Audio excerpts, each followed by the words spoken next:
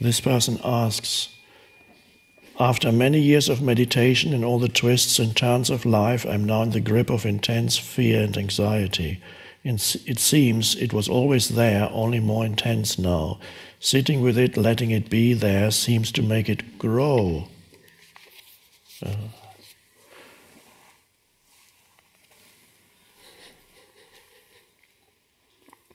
Well, fear, anxiety, which is a form of fear, very common. For some people have it, many have it in the background continuously. And I would say there's some degree of fear, even if you're not conscious of it. If you're totally identified with the egoic mind, you will have fear, if only in the background, and it may come out in other forms. It can express itself as anger. If you look at anger closely, you usually find hidden underneath the anger is a state of fear. So, if there's fear, one important thing is to, of course, you need to direct your attention to it. You acknowledge that there's fear. The important question that arises is, are there any thought processes connected with the fear? In other words, what are the thoughts that your mind is producing while you're feeling the fear? Is it possible that certain thoughts that you think frequently or habitually produce the fear? Is it possible you project yourself into the next moment, into the future moment, excessively, trying to control something that you have no control over? What's going to happen to me? Or creating an imaginary scenario of loss that you might suffer. It's not happening now, but it might happen. And many things that the thought activity, excessive thought activity, often creates scenarios of things going wrong that are not happening now, may never happen, often probably will never happen. And even if they did happen, the actual situation would actually be easier to face than the imaginary situation in your mind, because there's nothing you can do, there's no action you can take to remedy an imaginary situation except to stop thinking it. But if an actual situation arises, you face it and you give it your attention, and then you take the action that you need to take.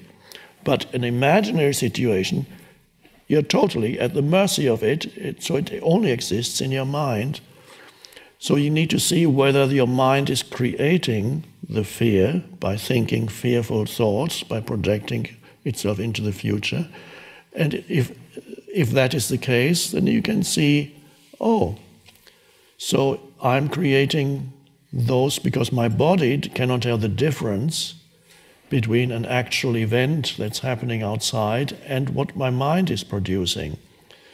So when I'm thinking my life situation is critical, if this is basically what your thoughts are telling you, then your body believes that this is the actual truth, that you are being threatened at this very moment. The body doesn't know the difference, that the tiger isn't in the room.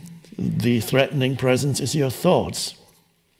The body reacts in the same way, whether there's a threat, an actual threat in the room, or your thoughts can create the same, even palpitations. You can shortness of breath because you're thinking fearful thoughts. You go at night. I had that for years. Awful state. It's insane. It's a disease, but nothing is happening. Absolutely nothing. There's a quiet room. Nothing. It's all happening in the mind. So if that's the case, see, okay, then you need to tackle the thoughts because they will cause the fear. And how do you tackle thoughts? It's by realizing the futility and the destructive nature of these thoughts and choosing to step out. And what do you do to step out? First, you don't believe your mind that tells you, no, you can't step out, you have to continue thinking. No, you step out and take a conscious breath, or put your attention into the inner energy field of the body. A conscious choice to remove attention from thinking. And you may have to be really alert to do it. If you're immersed in a mind stream, it could even be that it's so powerful that you just cannot get out. It has such gravitational pull, it pulls you, but at least you know that this is what's happening. So there's a state where you cannot help yourself yet, but at least there is the beginning of a disidentification from it, when you know that this is what is happening. So there's a part of you that knows this is not totally real. This is the fears being produced by my mind. Or in those early stages, you may not yet be able to step out of it. It may be so strong that you're still totally in the grip of it, but at least you know that you're in the grip of it.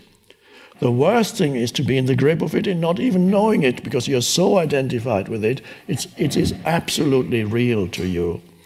So even to know that this is happening is already a step forward. And then perhaps after a while the energy exhausts itself a little bit of this, and then you can begin to say, okay, you will step out of those fearful thoughts, because they are creating suffering.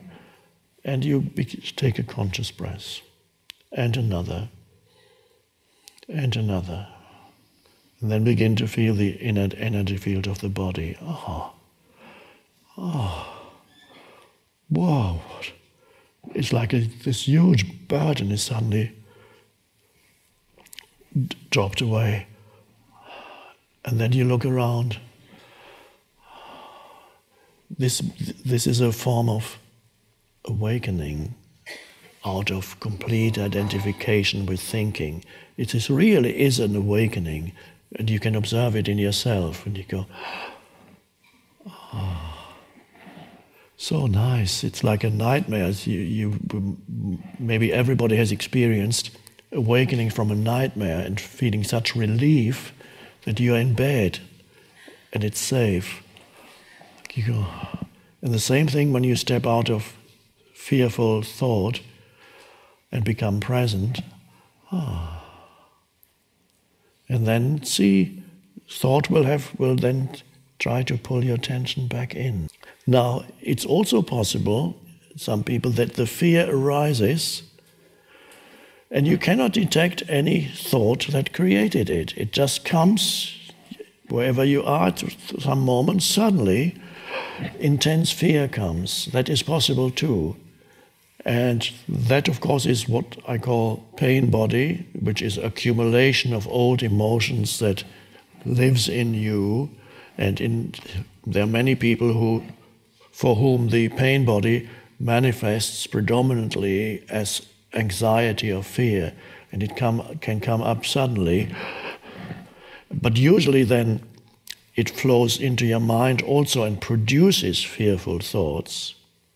So fear can be, in some cases, if you still suffer from that affliction, some of you may be able to see how your thoughts are generating the fear habitually, or you may find that in you the fear arises spontaneously and then usually produces further fearful thought. And that is the pain body wanting to feed on further experience of the same. What makes up its life is the energetic frequency of fear, which is a particular, you can feel what fear feels like. It has we call that a frequency. It feels, sometimes the body actually expresses it through shaking. I'm doing this because I want to give you. I don't want frequency to be just a concept in your mind. I want to give you a taste of what frequency means. So.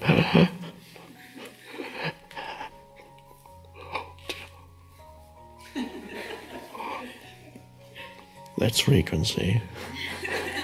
And then you have a different frequency of presence.